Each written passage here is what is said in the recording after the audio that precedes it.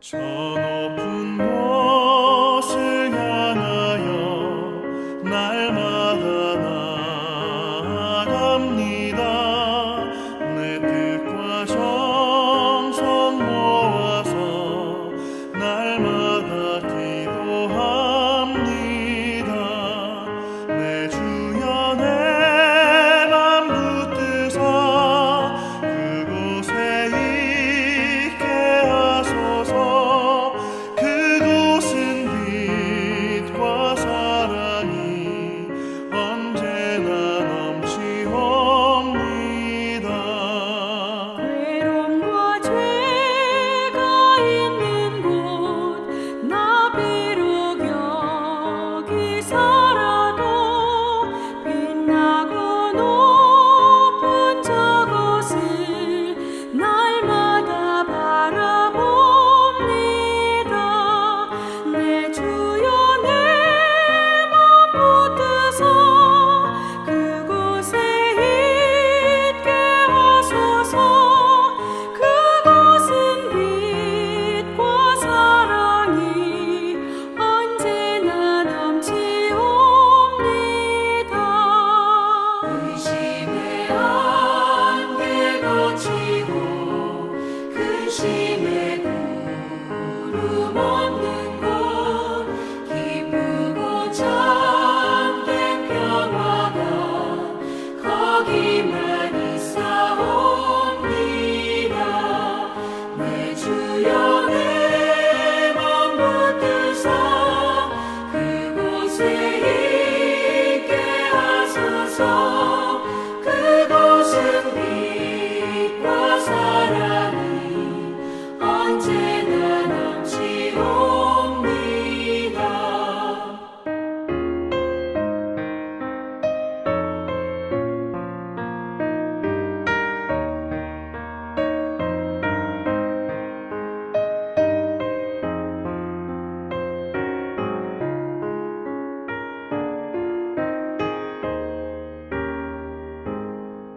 험하고 높은 이 길을 싸우며 나아갑니다.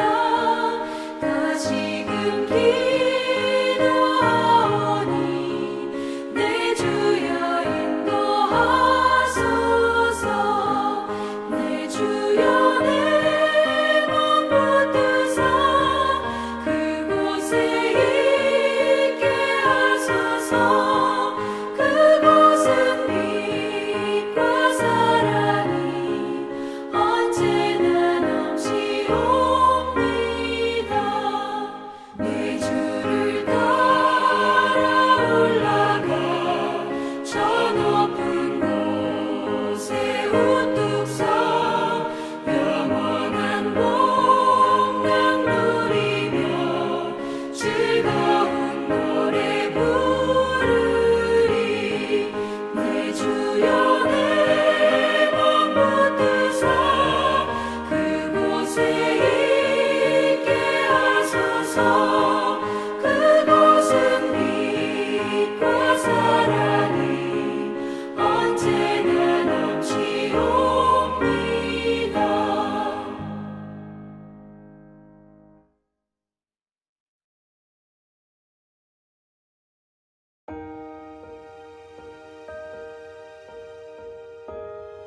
이스라엘아, 내 하나님 여호와께로 돌아오라. 내가 불의함으로 말미암아 엎드려졌느니라. 너는 말씀을 가지고 여호와께로 돌아와서 아뢰기를 모든 불의를 제거하시고 선한 바를 받으소서. 우리가 수송아지를 대신하여 입술의 열매를 주께 드리리이다. 우리가 아수르의 구원을 의지하지 아니하며 말을 타지 아니하며 다시는 우리의 손으로 만든 것을 향하여 너희는 우리의 신이라 하지 아니하오리니 이는 고아가 주로 말미암아 긍휼을 얻음이니이다 할지니라. 내가 그들의 반역을 고치고 기쁘게 그들을 사랑하리니 나의 진노가 그에게서 떠났음이니라.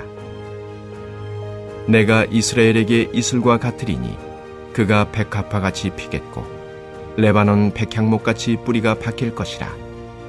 그의 가지는 퍼지며 그의 아름다움은 감람나무와 같고 그의 향기는 레바논 백향목 같으리니 그 그늘 아래에 거주하는 자가 돌아올지라.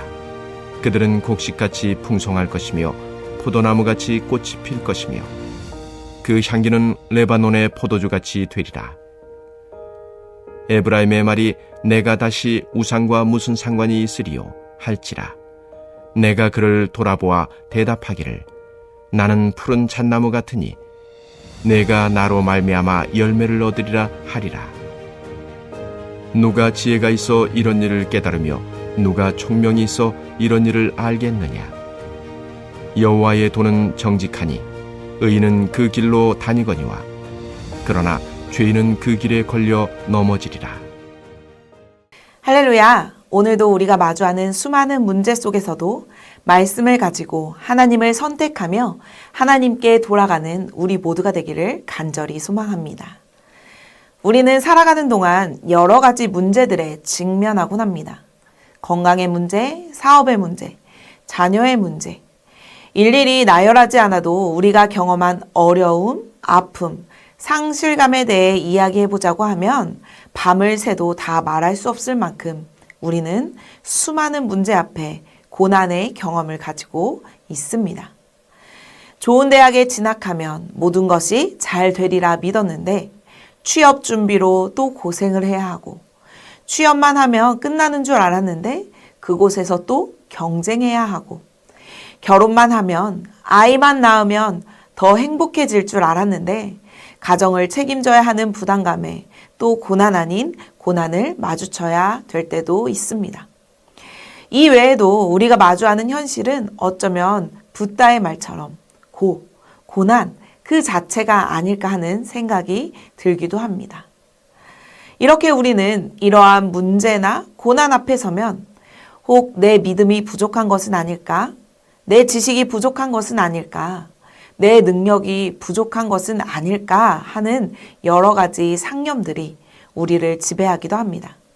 무엇 때문에 이런 문제가 찾아오는 것일까? 그 인과관계를 찾으려고 애쓰기도 하죠. 그러나 때로는 그 인과관계를 명확히 구분할 수 없는 경우도 있습니다. 대표적인 예로는 욥의 삶을 들 수 있습니다. 욥이 고난을 받을 때 아내와 친구들은 그 고난이 욥의 죄 때문이라고 원인을 지적했습니다.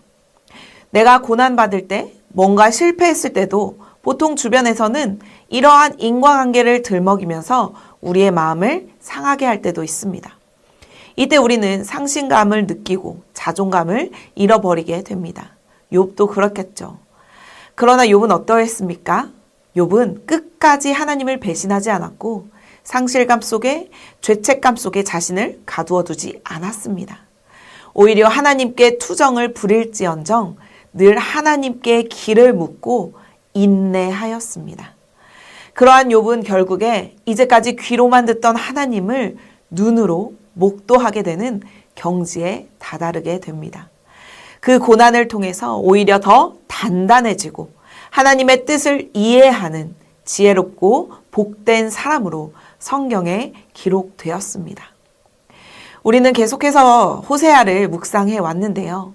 오늘 그 마지막 페이지를 마주하고 있습니다. 호세아를 통해서 하나님은 우리에게 무엇을 말씀해 주고 싶으신 걸까요?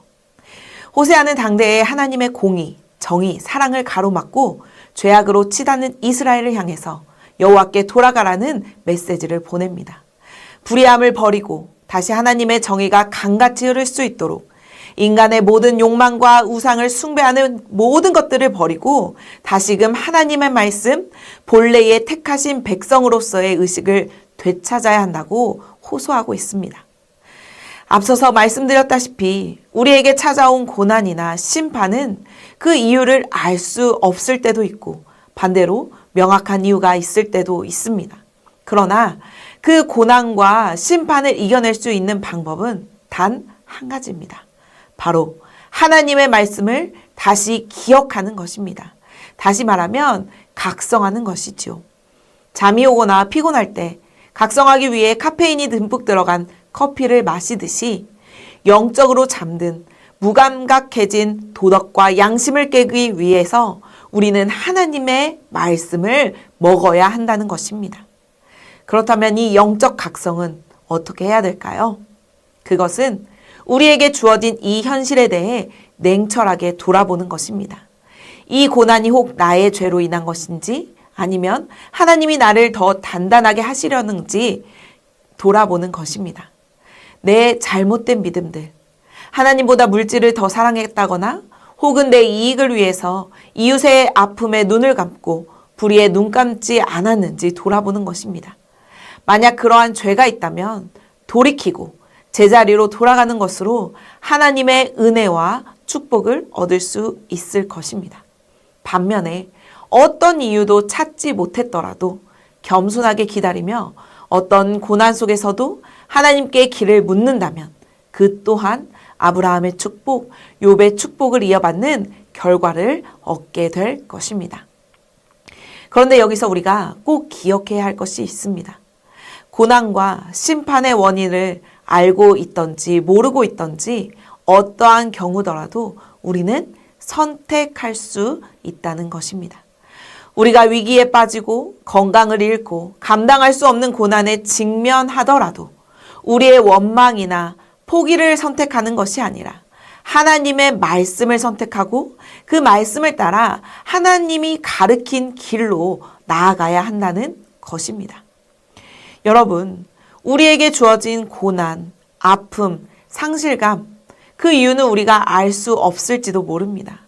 나름 잘 살아왔던 것 같은데, 나름 신앙생활을 열심히 한 것 같은데 왜 나에게 이런 아픔을 주셨을까 생각을 할 수도 있겠지요. 그러나 우리는 여기에 머물러 있으면 안 되는 존재입니다. 어느 길로 가야 할지 몰라 헤매게 될 때 우리는 하나님의 말씀에 주목해야 한다는 사실을 꼭 기억하시기 바랍니다. 우리의 잘못으로 인한 고난이든 이유 모를 고난이든 어떠한 상황 가운데 있더라도 우리가 해야 할 유일한 선택은 바로 말씀입니다. 하나님께 길을 묻는 것입니다. 그리고 그 하나님께 돌아가는 것입니다. 하나님은 불의했던 이스라엘을 긍휼히 여기셨습니다. 4절 말씀을 살펴보면 변절한 우리를 용서하고 그런 우리를 기꺼이 사랑하시겠다고 말씀하십니다. 이어서 5절에서는 내가 이스라엘에게 이슬과 같으리니 그가 백합화 같이 피겠고 레바논 백향목 같이 뿌리가 내릴 것이라고 말씀하십니다.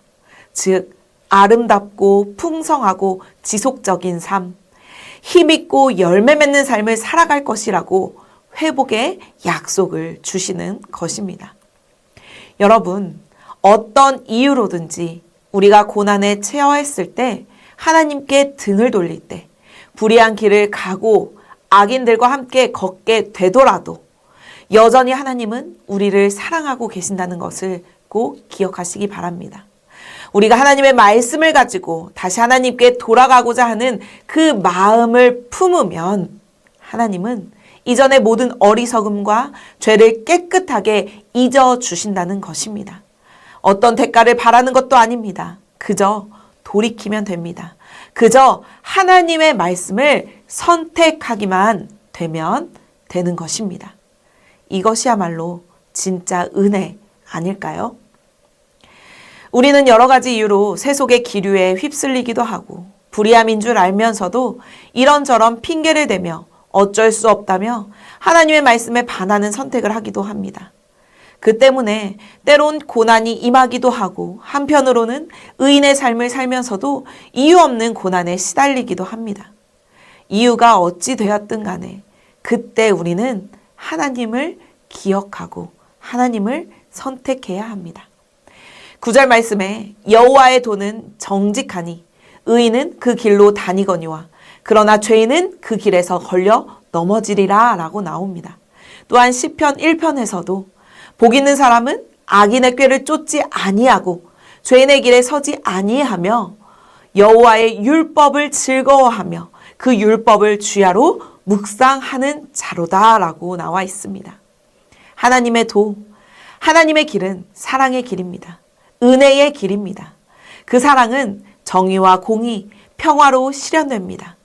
우리가 하나님을 믿는다는 것은 단순히 하나님을 믿어서 고난을 피하거나 우리에게 좋은 일만 생기기를 바라는 것이 아닙니다. 우리가 어떤 환경이나 상황에 놓이더라도 주야로 하나님의 말씀을 묵상하며 하나님께 길을 묻고 내가 가는 길이 사랑의 길인지 평화의 길인지 정의와 공의의 길인지 성찰하고 혹여 죄인의 길에 서 있다면 돌이켜서 하나님의 길로 돌아가는 것을 의미합니다. 사랑하는 전주 안디옥교회 성도 여러분, 우리는 나약해서 아담과 하와처럼 선악과를 탐하고 이스라엘 백성들처럼 하나님 없는 것처럼 내 물질과 내 지식을 믿고 내 마음대로 살아가기도 합니다. 그래서 멸망의 목전에 설 때가 수많이 있습니다. 그러나 늦지 않았다는 사실을 기억하시기 바랍니다. 우리는 하나님의 말씀을 가지고 돌이켜 여호와 하나님께 돌아간다면 그는 의롭고 미쁘시니 우리에게 한없는 은혜와 자비를 베풀어 주실 것입니다. 날마다 이 말씀을 먹고 각성하여 내가 지금 어느 길로 가고 있는지 성찰하고 하나님의 길을 선택하는 우리 모두가 되기를 간절히 소망합니다. 그럴 때 우리는 이슬과 같은 하나님의 말씀으로 타는 듯한 목마름을 해결하고 깊은 뿌리를 내려 견고해지는 열매 맺는 아름다운 존재가 될 줄로 믿습니다. 오늘 하루 이러한 축복의 삶을 살아가는 우리 모두가 되기를 주님의 이름으로 간절히 축원합니다. 우리 이 시간 함께 기도하겠습니다. 하나님, 나에게 어떠한 문제와 고난이 있을지라도 혹 죄 가운데 엎드려져 있을지라도 하나님의 말씀을 기억하고 주님을 선택하는 우리가 되게 하여 주시옵소서. 그리하여서 언제나 의인의 길로 걸어가는 우리가 되게 해달라고 이 시간 함께 기도하겠습니다. 또한 다음 주부터 시작되는 에베네셀 저녁기도회 행복축제가 하나님의 뜻 안에서 은혜롭게 진행되게 하시고 이 모든 일들을 통하여 많은 영혼들이 주께로 돌아오는 귀한 시간 되게 해달라고 이 시간 함께 합심으로 기도하겠습니다.